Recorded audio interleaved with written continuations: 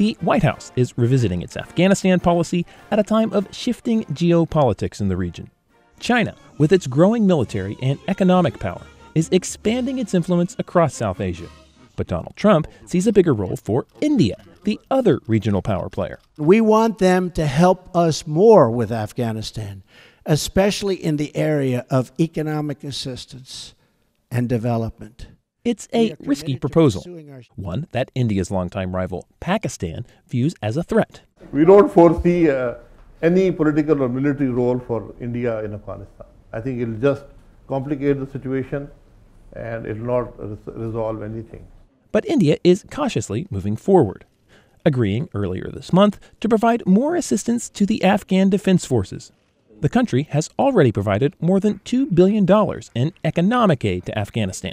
Afghan officials say they want friendly relations with both countries and insist most of India's investment has been on the soft side. Health sector, education, infrastructure, and democratic institutions. No country or no one should object on that. But many in Pakistan do object, and the longtime Indian rival could feel pressured to increase its alleged support for Afghanistan-based militant groups as a counterweight, says Shamila Chaudhry, who worked on South Asia policy under Barack Obama. So in this way, the policy that the Trump administration has designed actually contradicts itself. On one hand, we're going to put more pressure on the Pakistanis. We also want them to do more for the United States, and we want them to end relationships with these militant groups.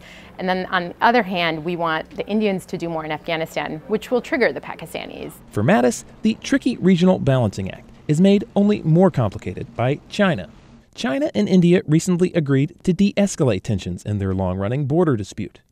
Beijing has also frowned at Washington's quickly growing defense ties with New Delhi, which are expected to further expand during Mattis's trip.